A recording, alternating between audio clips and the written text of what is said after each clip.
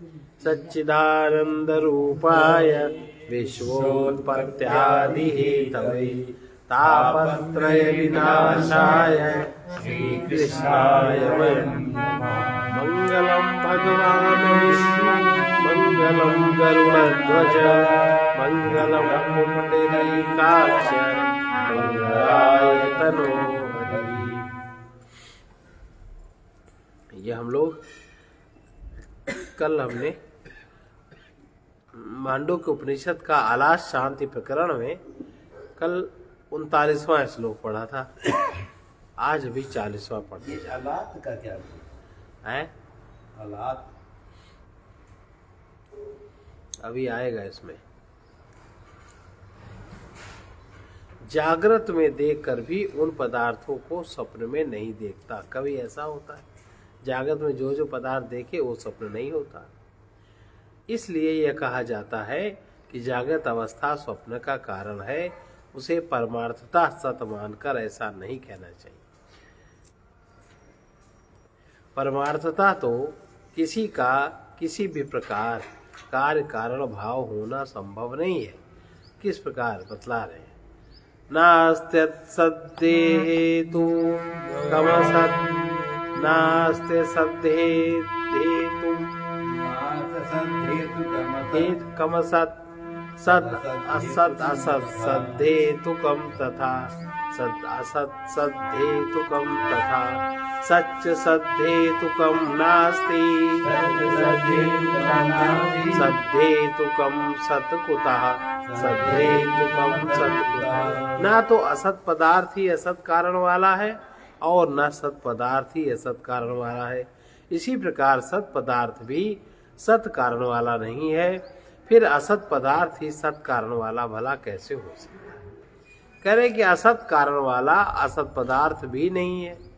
भाई असत पदार्थ है वो कारण नहीं बन सकता। कारण तो सत बनेगा। और जिस आकाश पुष्पाद की असत पदार्थ का कोई शस्त्रंगादि असत कारण हो ऐसा कोई असद्य हेतु ये नहीं लगाया, ये नहीं आ रहा होगा। असत कारण वाला असत पदार्थ भी नहीं है। जिस आकाश पुष्प आदि असत पदार्थ का कारण कोई शस्त्रंग आदि असत कारण हो ऐसा कोई असत हेतु असत पदार्थ भी नहीं है। तथा घटादि सद वस्तु भी असद हेतु अर्थात शस विषाण आदि। घड़ा तो सत पदार्थ हो गया और जो शस विषाण आदि है सत पदार्थ है काल्पनिक है केवल, वो कार्य नहीं हो सकता घट आदि का। इसी प्रकार सत यानी विद्यमान घट आदि किसी अन्य सदवस्तु का भी कार्य नहीं है। फिर सत का कार्य असत कैसे हो सकता है। इसके सिवा किसी अन्य कार्य कारण भाव की न तो संभावना है और न ही कल्पना ही की जा सकती है। अतः तात्पर्य यह है कि विवेकियों के लिए तो किसी वस्तु का भी कार्य कारण भाव सिद्ध है ही नहीं। विवेकियों के लिए तो केवल एको ब्रह्म द्वितीयो नास्ति। जागृत और स्वप्न, जागृत भी असत है और स्वप्न भी असत। जागृत असत इसलिए है कि जागृत में जो जाग जाए तो ठीक है, और जागृत में जो मान ले वही मान्यता स्वप्न में चलती है। तो वो भी तो सोया हुआ है। भाई जागृत में ही तो मोह लोग बनाते हैं कि स्वप्न में बनाते हैं। मोह काम जागृत अवस्था में ही तो बनता है। और मोह सबसे बड़ी गहन निद्रा है। वो ऐसी निद्रा है कि वो आपके पूरी लाइफ को झकझोर के रख देती है। तो ये जो जागृत और स्वप्न असत होने पर भी उनके कार्य कारण भाव उसके संबंध में जो शंका है उसकी निवृत्ति करते हुए फिर भी कह रहे हैं विपर्यासाद्य था जागृत चिंत्यान भूतवत स्पृशेत चिंतान भूतवत स्पृशेत तथा स्वप्ने विपर्यासात् धर्मस्तत्रैव पश्यति। जिस प्रकार मनुष्य भ्रांतिवश, भ्रांति ही तो है कि हम अपने को शरीर मानते हैं, भ्रांति है। और कुछ क्षण के लिए किसी भी पदार्थ को मेरा मानते हैं, और मेरा हमने उसमें किया कुछ नहीं, केवल हमने अपनी अहम अस्मिता उसमें जोड़ दी। तो ये जो जिस प्रकार मनुष्य भ्रांतिवश जागृत काली अचिंत्य पदार्थों को यथार्थवत ग्रहण करता है, जो पदार्थ अचिंत्य है, जो पदार्थ चित्त में नहीं है, जिनका चिंतन भी नहीं हो सकता, उनको यथार्थवत, वो सत्य है ऐसा ग्रहण करता है। सत्य करके ही तो मानते हैं। जैसे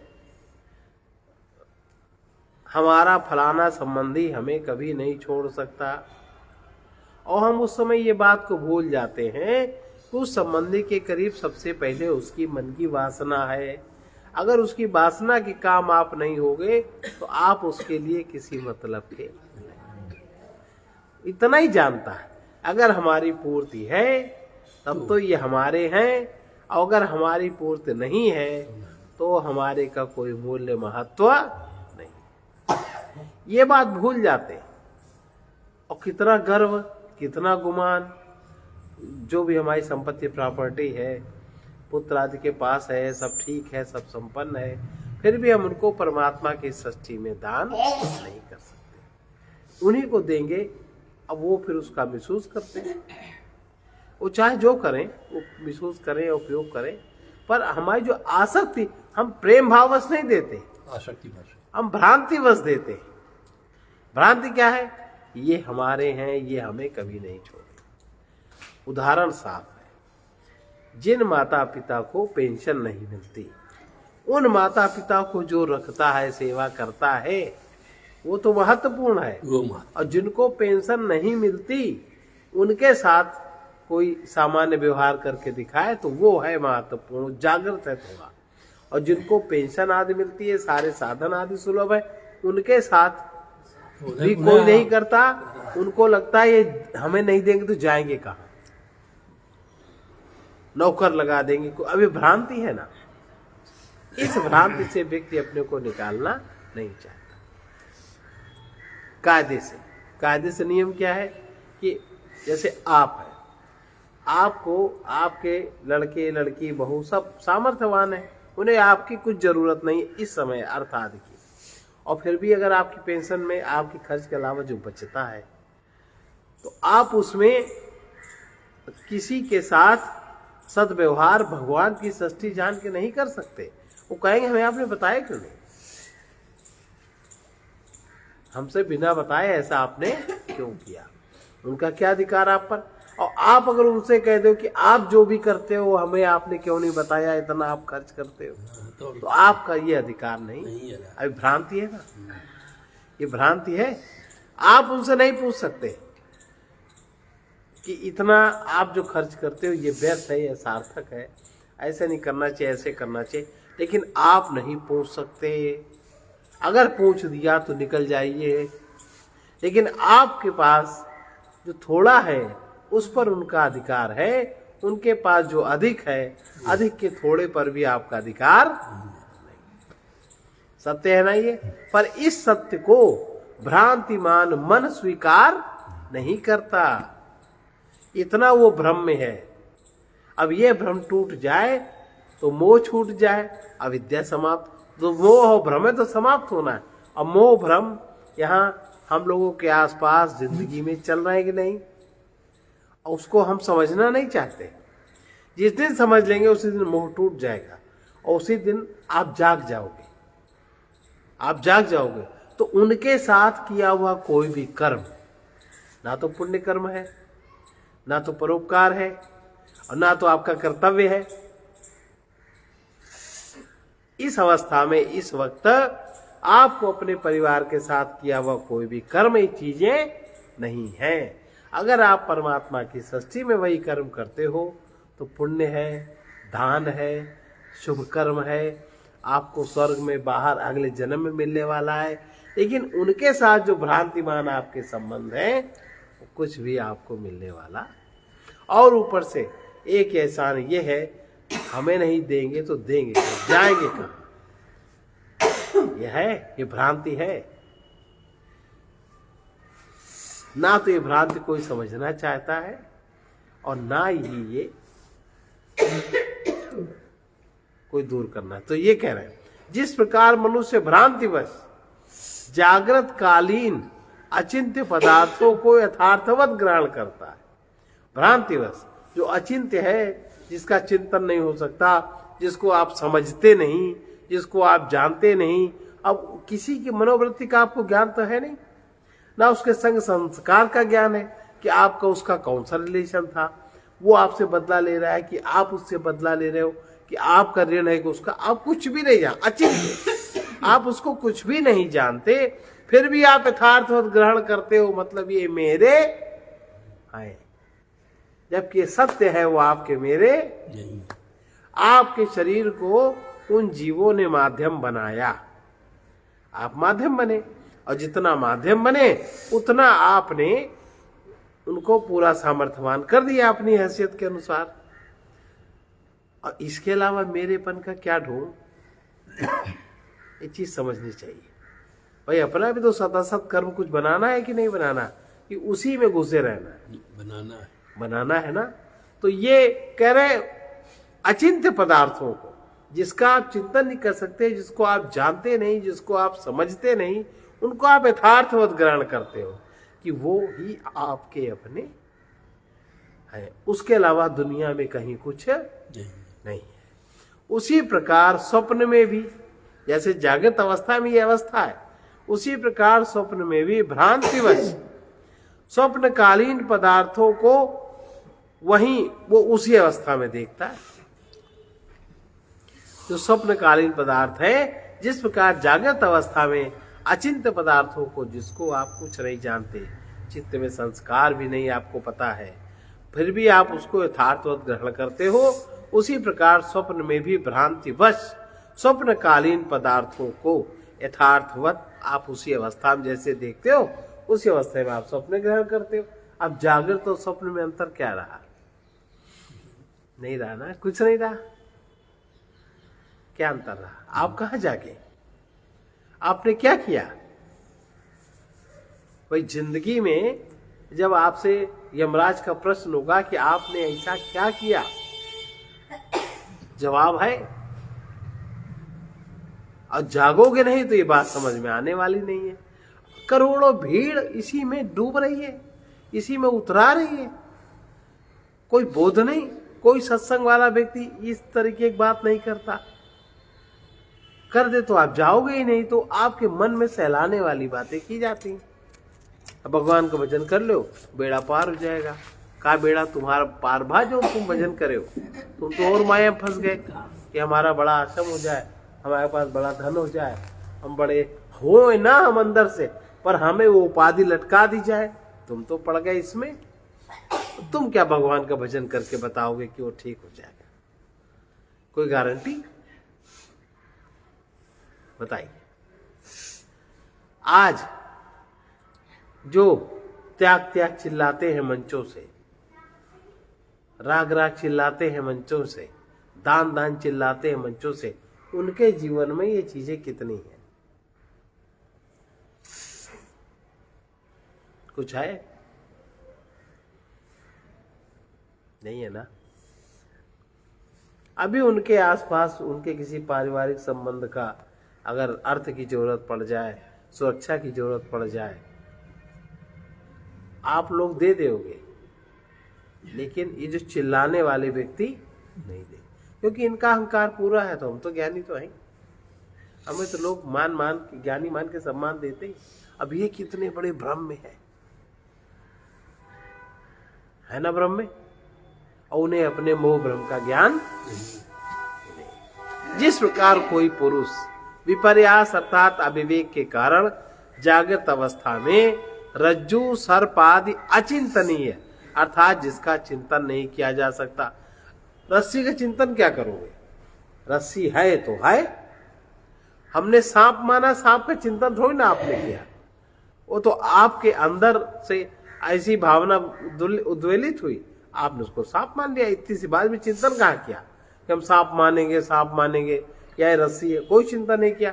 ये अचिंत्य पदार्थ जिसका चिंतन नहीं किया जा सकता, ऐसे पदार्थों को भूत परमार्थवत स्पर्श करते हुए से कल्पना करता है, उसी प्रकार स्वप्न में विपर्यास के कारण ही वो हाथी आदि को देखता हुआ सा कल्पना करता है, अर्थात उन्हें वो उसी अवस्था में देखता है, न कि जागृत से उत्पन्न होते हुए देखता है।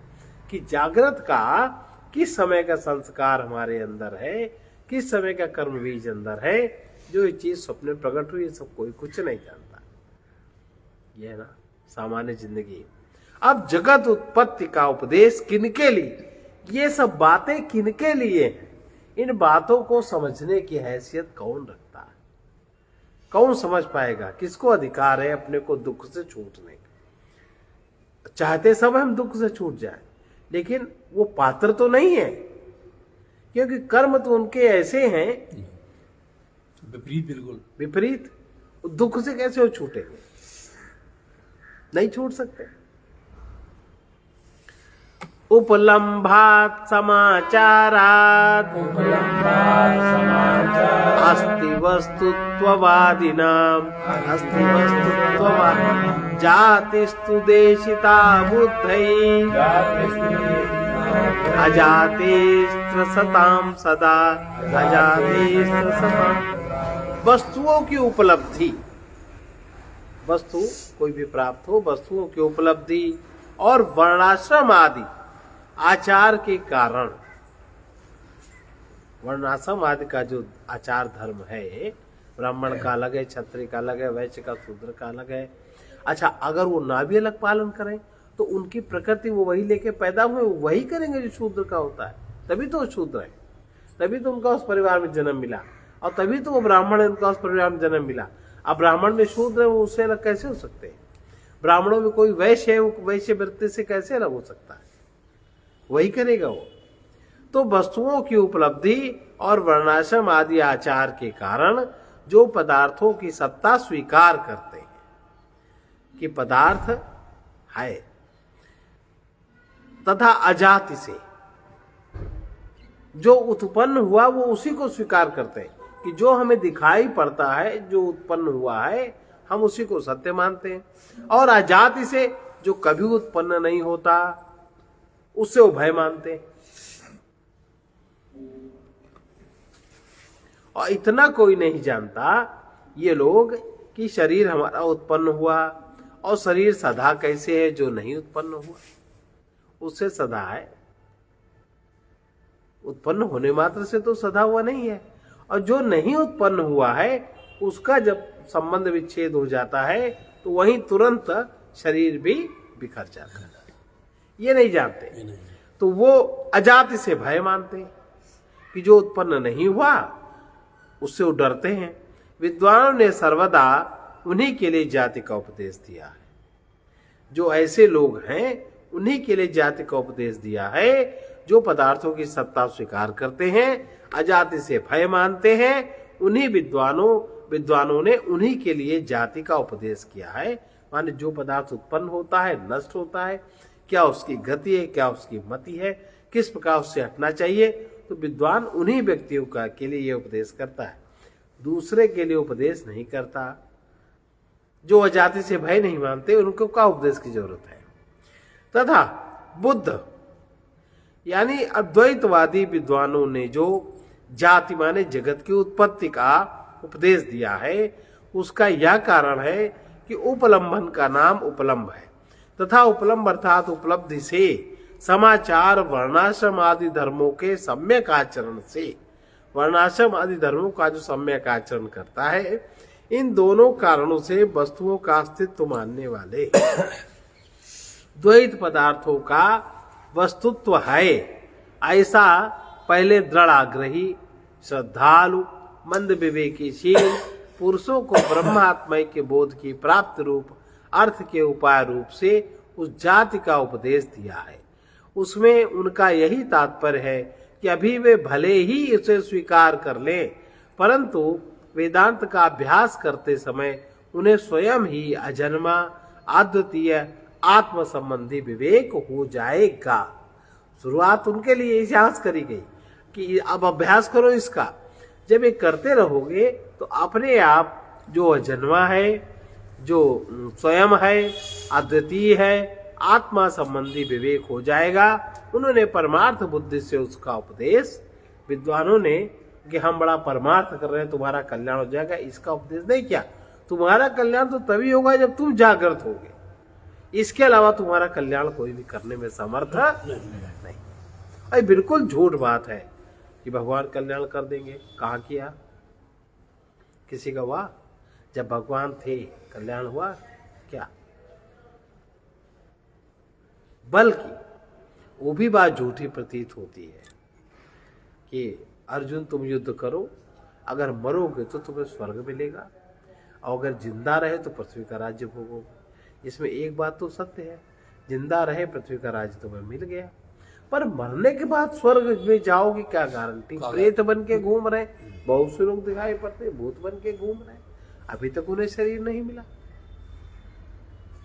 भाई 3 ब्रह्मदेव सैनिक, ब्रह्मदेव, अब सैनिक में सभी भर्ती हो जाते हैं। नागा बाबा के शरीर में घुस गए, इस पक्ष के थे, और नागा बाबा को उन्होंने 8-9 महीने तक भयानक रूप से परेशान किया, शरीर में घुस के, और न निकली। और नागा बाबा को भयानक तकलीफ, अनेक प्रकार की तकलीफ, और वो जाने और कोशिश करे, वो निकरिबन करें। इसका मतलब उनसे वो अधिक जबरदस्त थे। तो उन्होंने इस बात को सहा। भाई वो क्षत्रिय थे, वो ब्राह्मण थे, उनका ब्रह्म तेज दूसरे प्रकार का होता है, क्षत्रिय तेज दूसरे प्रकार का होता है। जब उनको लक्ष्मी माता ने कहा कि तुम चाहे जितनी कोशिश कर लो, इन पर तुम विजयी नहीं हो सकते अब की बार, इसलिए इनको छोड़ दो। जब उन्होंने उनको निकाला तब वो निकले, तब वो स्वस्थ हुए। इसका मतलब उनको स्वर्ग नहीं मिला, लड़े तो वो युद्ध के लिए। ये तो प्रत्यक्ष बात का उदाहरण है, ऐसे बहुत सारे लोग होंगे।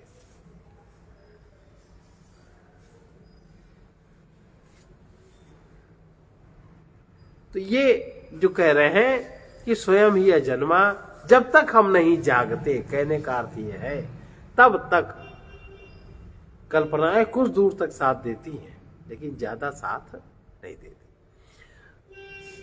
संबंधी ये जो विवेक हो जाएगा, उन्होंने परमार्थ बुद्धि से उपदेश विद्वानों ने नहीं किया, क्योंकि वे केवल श्रुति परायण अविवेकी लोग स्थूल बुद्धि होने के कारण, जो केवल सुनते हैं, ये अच्छा ये बुरा, ये कर लो तो ऐसा हो जाए, श्रुति परायण है। वो जैसा उन्होंने सुना वैसा उन्होंने मान लिया। वो केवल श्रुति परायण है, स्थूल बुद्धि है। उनको क्या, भगवान की उपासना करो, तुम्हें ये मिल जाएगा, तुम्हारा ये बच जाएगा, तुम्हारा ये हो जाएगा। स्थूल बुद्धि, स्थूल बुद्धि होने के कारण अपना नाश मानते हुए अजाति अर्थात जन्म रहित वस्तु से सदा भय मानते, ये इसका तात्पर्य है।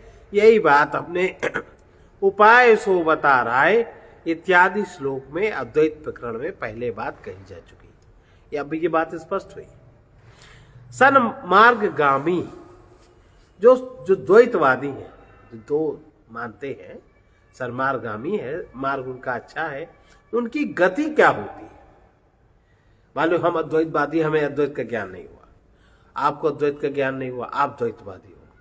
भाई संसार है, भगवान चलाता है, भगवान की पूजा पाठ करो तो ठीक हो, ये सब द्वैत है। उनकी गति क्या होती है? अजाते स्त्रसतां तेषां, जाते दशतां तेषाम् उपलम्भाद्वियन्ति ये, उपलम्भाद्वियन्ति ये, जाति दोषा न सेत्स्यन्ति, जाति दोषा न सेत्स्यन्ति, दोषोऽप्यल्पो भविष्यति, दोषोऽप्यल्पो भविष्यति। द्वैत की उपलब्धि के कारण जो विपरीत मार्ग में प्रवृत्त होते हैं, विपरीत मार्ग माने अपने माने हुए संसार, परमात्मा के संसार में नहीं, अपने माने भाई द्वैत मानते हैं, तो वो जो मानते हैं वही सत्य है। उनका अहंकार जो स्वीकार करता वही सत्य है, बाकी कुछ भी सत्य नहीं। उनकी ऐसी मान्यता होती है। द्वैत की उपलब्धि के कारण जो विपरीत मार्ग में प्रवृत्त होते हैं, अजाति से जो कभी उत्पन्न नहीं होता, भय मानने वाले, उन लोगों के लिए जाति संबंधी दोष सिद्ध नहीं होते, हो सकते, क्योंकि द्वैतवादी होने पर भी अगर वो सन्मार्ग में प्रवृत्त तो वे ही रहते हैं, और यदि होगा भी तो थोड़ा सा ही दोष होता है, ज्यादा उनको दोष नहीं होता।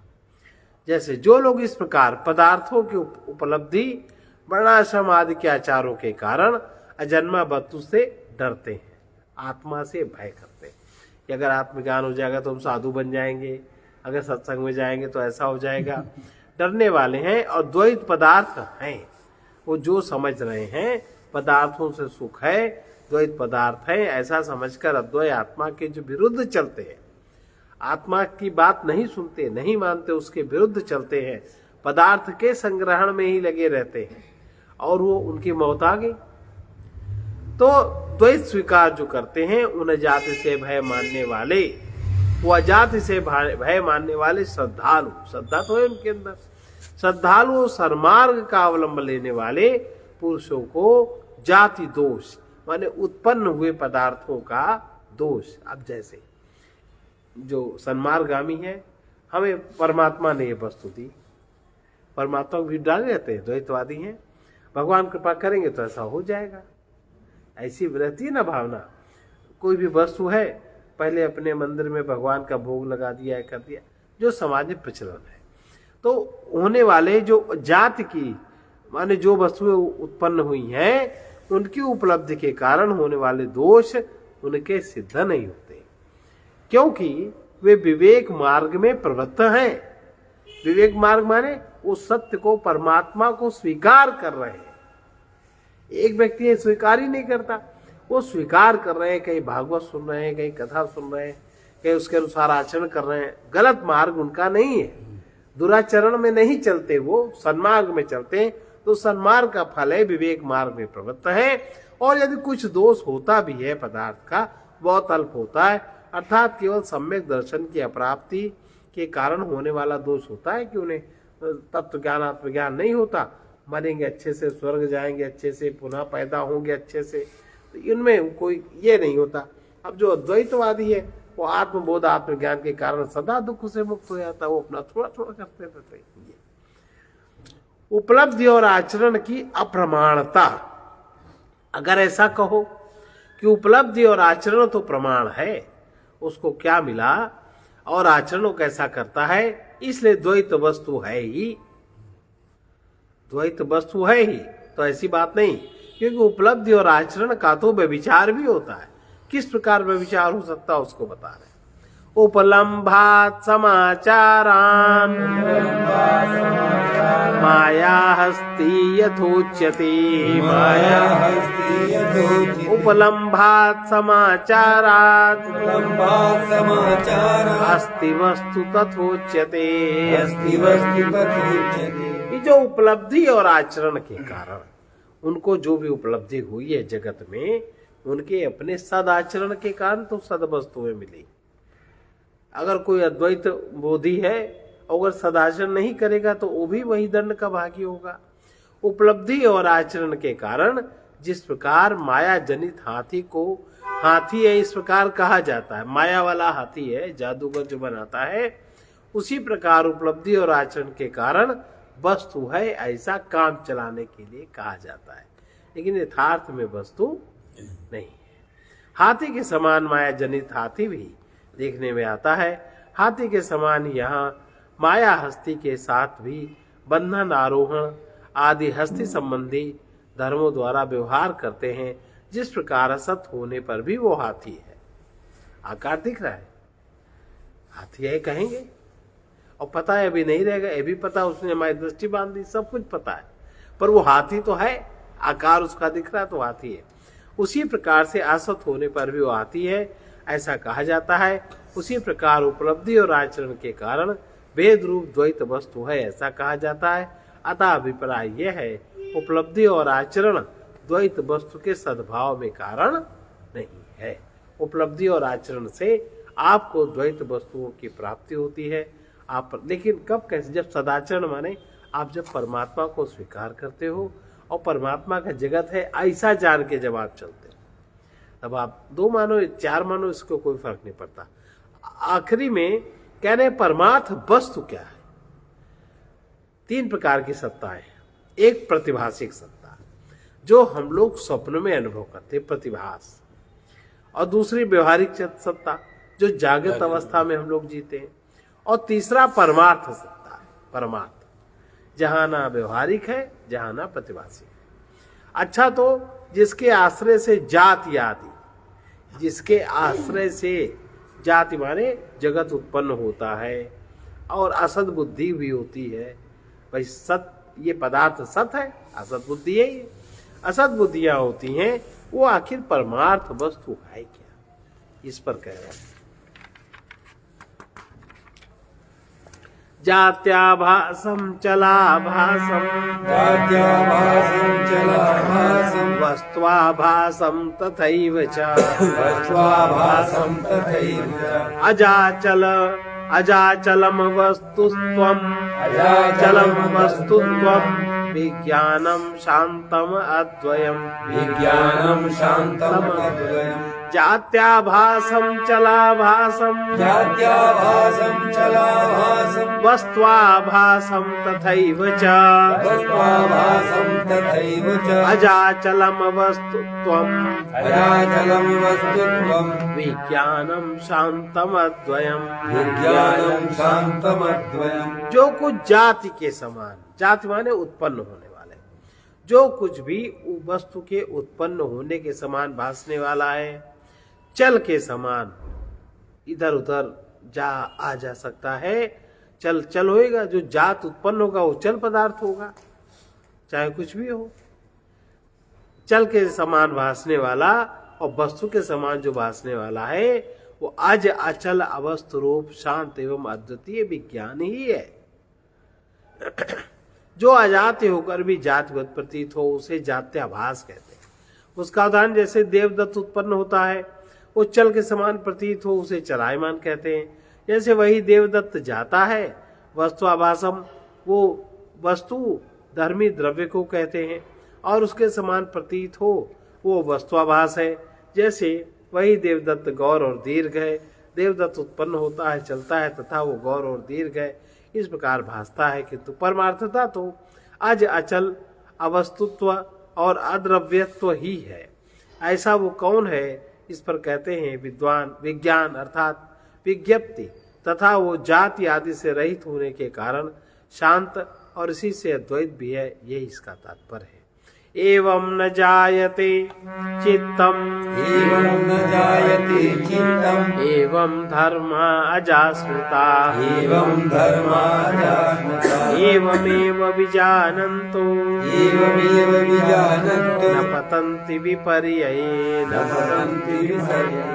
एवं न जायते चित्तम, एवं न जायते चित्तम्, एवं धर्मा अजास्मृता, एवं धर्मा अजास्मृता, एवमेव विजानन्तो, एवमेव विजानन्तो, न पतन्ति विपर्यये, न पतन्ति विपर्यये। इस प्रकार चित्त उत्पन्न नहीं होता। पहले कहा था ना, चित्त उत्पन्न नहीं होता। इस प्रकार चित्त उत्पन्न नहीं होता, इसी से आत्मा अजन्मा माने गए हैं। ऐसा जानने वाले लोग ही ब्रह्म में नहीं पड़ते। इस प्रकार उपर्युक्त हेतुओं से ही चित्त का जन्म नहीं होता, और इसी से ब्रह्मवेत्ताओं ने धर्म यानी आत्माओं को अजन्मा माना है। चित्त माने चैतन्य, कभी उत्पन्न नहीं होता, चित्त का जन्म नहीं होता, और इसी से ब्रह्मवेत्ताओं ने धर्म यानी आत्माओं को अजन्मा माना है। भिन्न भिन्न देहों का अनुवर्तन करने वाला होने से एक अद्वितीय आत्मा के लिए उपचार से यानी धर्मा इस बहुवचन का प्रयोग किया गया है। इसी प्रकार उपर्युक्त विज्ञान को अर्थात जाति आदि रहित अद्वितीय आत्म तत्व को जानने वाले बाह्य ऐषणाओं से जो मुक्त हुए लोग हैं, फिर विपर्य अर्थात अविद्या रूप अंधकार के समुद्र में नहीं गिरते। जो अजाति को जान लेते हैं, वो जाति को भी जान लेते हैं, और फिर जिनकी इस ज्ञान के कारण जिनकी ऐषणाएं बाह्य ऐषणाएं समाप्त हो गई हैं, वे कभी अविद्या रूप अंधकार के समुद्र में नहीं गिरते। उस अवस्था में एकत्व देखने वाले पुरुष को भला क्या मोह और क्या शोक हो सकता है इत्यादि मंत्र वर्ण से यही बात प्रमाणित होती है। अब विज्ञानाभास, विज्ञानाभास अलात स्फुरण का दृष्टांत। पूर्वोक्त परमार्थ ज्ञान का ही विस्तार से अब निरूपण फिर से करेंगे, इसीलिए कह रहे हैं। ऋजुवक्रादिकाभासम् अलातस्पन्दितं यथा ग्रहण ग्राहकाभासम् विज्ञान स्पंदितम तथा। जिस प्रकार अलात माने उल्का, नहीं डंडी जला देते आगे, जिस प्रकार अलात अर्थात उल्का का घूमना ही सीधे टेढ़े आदि रूपों में भाषित होता। उल्का एक है, अब वो घूम रही है, अब इधर घूम गए तो टेढ़ा, इधर घूम गए तो सीधा। उल्का का घूमना ही सीधे टेढ़े रूपों में भाषित होता है। उसी प्रकार विज्ञान माने जो प्रैक्टिकल ब्रह्म है, प्रैक्टिकल जो अनुभव है, उसका स्फुरण ही ग्रहण और ग्राहक आदि रूपों में भास रहा है। उसी को लोग ग्रहण करते हैं और वही ग्राहक भी है। ऐसा जिस प्रकार लोक में सीधे टेढ़े आदि रूपों में भासमान होने वाला अलात का स्पंदन अर्थात उनका जलती हुई बनैती का घूमना ही है, उसी प्रकार ग्रहण और ग्राहक रूप से भासने वाला अर्थात इंद्रिय और विषय रूप से जो भासने वाला भी है, वो कौन है? विज्ञान का स्पंदन, जो अविद्या के कारण ही स्पंदन के समान स्पंदित सा प्रतीत हो रहा है। वस्तुतः अविचल विज्ञान का स्पंदन नहीं हो सकता, वो अज और अचल है, ऐसा पहले कहा जा चुका। अस्पंदन मानमलातम नाभासमजं यथा अस्पन्दमानं विज्ञानम् अनाभासमजं तथा। जिस प्रकार स्पंदन रहित अलात, अब अलात को कोई न चलावे, चलाने वाला दूसरा है, वो तो अलात नहीं है, और जब नहीं चलाता है तो अलात स्थिर हो जाता है। ये परमात्मा की माया के द्वारा यंत्रारूढ़ानि माया, गीता में ना 18वें इसमें। जिस प्रकार स्पंदन नहीं तलात आभास शून्य और अज है। स्पंदन अलात में ना हो तो ना तो उसमें कोई आभास है कि गोल है कि टेढ़ा है कि लंबा है, और ना उसमें कोई भी आभास है, वो शून्य, आभास शून्य है और वो अज मालूम होता है। उसी प्रकार स्पंदन रहित विज्ञान भी आभास शून्य और अज है। जब सृष्टि नहीं होती तब वो आभास शून्य और अज है। जब सृष्टि होती है, परमात्मा की माया, परमात्मा जब क्रीड़ा करते हैं, तब वो स्पंदन सहित बनैती की तरह मालूम पड़ता है। जिस प्रकार वही अलात अस्पंदनमान स्पंदन से रहित होने पर ऋजु आदि आकारों में भाषित न होने के कारण अनाभास और अज रहता है, उसी प्रकार अविद्या से स्पंदित होने वाला विज्ञान, अविद्या में भी विज्ञान स्पंदित हो रहा है, और अविद्या की जब निवृत्ति हो जाती है तब जाति आदि रूप से स्पंदित ना होकर आज अचल वही हो जाएगा, ऐसा इसका तात्पर्य है। बाहर जानेंगे तो जाति है, और बाहर का जब आधार जानेंगे तो वही अजाति है। ये बात जब समझ में आ जाएगी तब बनैती स्थिर हो जाएगी। अलाते स्पंदमाने वही ना भाषा अन्य तो भुवः न ततोऽन्यत्र निस्पन्दान् नालातं प्रविशन्ति ते। अलात के स्पंदित होने पर भी वे आभास किसी अन्य कारण से नहीं रुकते।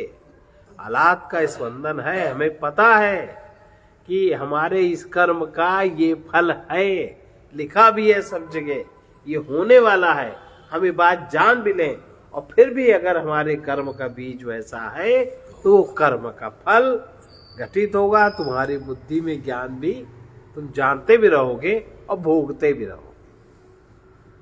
इसका ये भाव है। जैसे अलात के स्पंदित होने पर भी, अलात स्पंदित हो रहा है, वे आभास किसी अन्य कारण से नहीं होते, अन्य कारण कोई नहीं है, तथा उसके स्पंदन रहित होने पर भी कहीं अन्यत्र नहीं चले जाते, और न वे आलात में ही प्रवेश करते हैं। रुक गए, कुछ था ही नहीं, भ्रम ही तो था।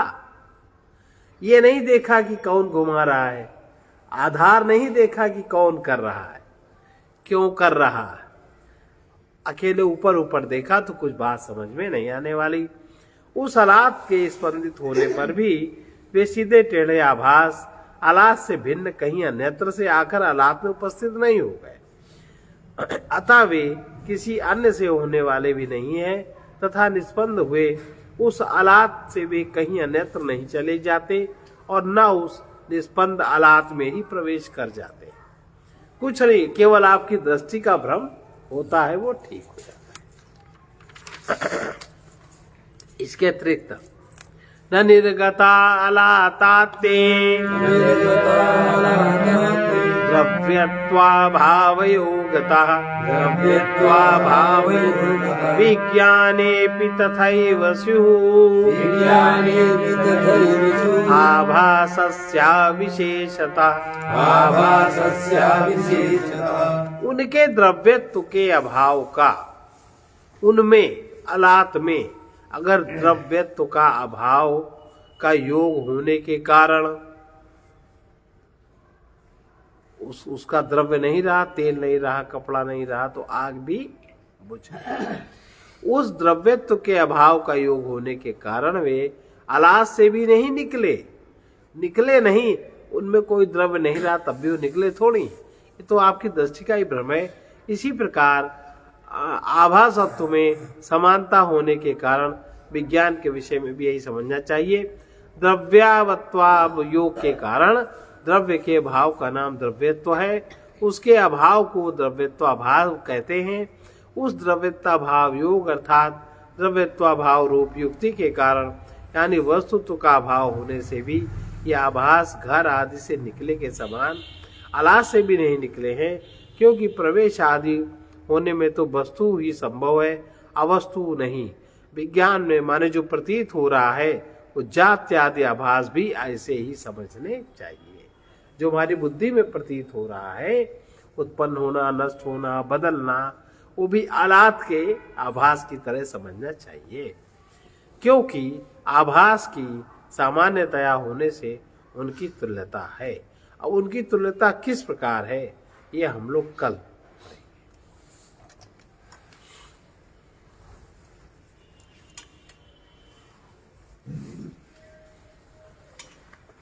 प्रभु भूले हुए को राह दिखाते जाना, प्रभु भूले हुए को राह दिखाते जाना, मोह माया से मुझे नाथ छुड़ाते जाना, मोह माया से मुझे नाथ छुड़ाते जाना, प्रभु भूले हुए को राह दिखाते जाना, प्रभु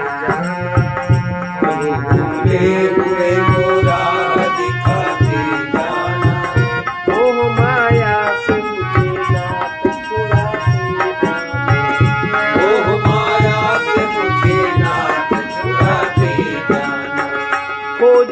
खोजते मैं खो गया हूँ जाने कहाँ, खोजते खोजते मैं खो गया हूँ जाने कहाँ, खोजते खोजते मैं खो गया हूँ जाने कहाँ, खोजते खोजते मैं खो गया हूँ जाने कहाँ, दयाल की होश में अब मुझको लाते जाना, दयाल की होश में अब होश में लाते जाना, मोह माया से मुझे नाथ छुड़ाते जाना, मोह माया से मुझे नाथ छुड़ाते जाना, प्रभु भूले हुए को राह दिखाते जाना, प्रभु भूले हुए को राह दिखाते जाना, मोह माया से मुझे नाथ छुड़ाते जाना, मोह माया से मुझे नाथ छुड़ाते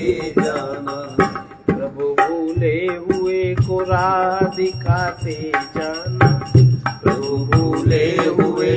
बुरा दिखाते जाना। मोह माया से मुझे नाथ छुड़ाते जाना। मोह माया से मुझे नाथ छुड़ाते जाना। प्रभु भूले हुए को राह दिखाते जाना। प्रभु भूले हुए को राह दिखाते जाना। मोह माया से मुझे नाथ छुड़ाते जाना। मोह माया से मुझे नाथ छुड़ाते जाना। अपने छिपने के लिए पर्दा बनाया संसार। अपने छिपने के लिए पर्दा बनाया संसार। कैसे पाऊं तुम्हें ये युक्ति बताते जाना। कैसे पाऊं तुम्हें ये युक्ति बताते जाना। मोह माया से मुझे नाथ छुड़ाते जाना। मोह माया से मुझे नाथ छुड़ाते जाना। ध्यान वो दो कि न भूलो तुम्हें निज दिन भगवन। ध्यान वो दो कि न भूलूं तुम्हें जिस दिन भगवन मगन रहूं वो लगन अपनी सिखाते जाना। मगन रहूं वो लगन अपनी सिखाते जाना। दया निधे मुझे अब होश में लाते जाना। दया निधे मुझे अब होश में लाते जाना। यहाँ वहाँ कहीं कुछ है तो बस तुम्हारा खेल। यहाँ वहाँ कहीं कुछ है तो बस तुम्हारा खेल। छिपोना अब सदा तुम दृष्टि में आते जाना। छिपोना अब सदा तुम दृष्टि में आते जाना। मोह माया से मुझे नाथ छुड़ाते जाना। मोह माया से मुझे नाथ छुड़ाते जाना। चाहे कैसा भी हूँ पर अब तो आप ही का हूँ। चाहे कैसा भी हूँ पर अब तो आप ही का हूँ। पति को हूँ शरण में अब नाथ निभाते जाना। पति को शरण में अब नाथ निभाते जाना। प्रभु भूले हुए को राह लगाते जाना। प्रभु भूले हुए बुरा दिखाते जाना। मोह माया से मुझे नाथ छुड़ाते जाना। मोह माया से मुझे नाथ छुड़ाते जाना। दया निधे मुझे अब होश में लाते जाना। दया निधे मुझे अब होश में लाते जाना। जो कुछ मिला है उसे अपना न मानो। अपना मानने से ही मोह लोभ अभिमान परिपुष्ट होते हैं। सब कुछ परमेश्वर की दया से मिला हुआ समझने पर मोह लोभ आदि विकार मिट जाते हैं। सर्वे भवन्तु सुखिनः। सर्वे सन्तु निरामयाः।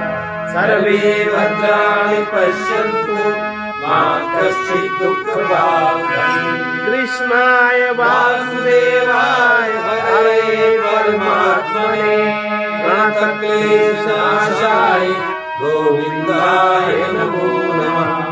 उग्रवीर महाविष्णु उग्रवीर महाविष्णु ज्वलन्तं सर्वतोमुखं ज्वलन्तं सर्वतोमुखं निसिंहं भीषणं भद्रं सिंहं भीषणं भद्रं मृत्योर्नमाम्यहम्। मृत्युमृत्यो नमामि। ॐ ह्रौं जूं सः ॐ ह्रौं जूं सः ॐ भूर्भुवः स्वः ॐ भूर्भुवः स्वः ॐ त्र्यम्बकं यजामहे ॐ त्र्यम्बकं यजामहे सुगन्धिं पुष्टिवर्धनम् सुगन्धिं पुष्टिवर्धनम् उर्वारुकमिव बन्धनात् उर्वारुकमिव बन्धनात् मृत्योरमुक्षीयमामृतात् मृत्योर्मुक्षीयमामृतात् ॐ स्वः ॐ भुवः भुः ॐ स्वः ॐ भुवः भुः ॐ सः जूं ह्रौं ॐ स्वः जूं ह्रौं असतो मा सद्गमय तमसो मा ज्योतिर्गमय मृत्योर्मामृतं गमय। ॐ पूर्णमदः पूर्णमिदं पूर्णात् पूर्णमुदच्यते पूर्णस्य पूर्णमादाय पूर्णमेवावशिष्यते। ओम शांति शांति शांति।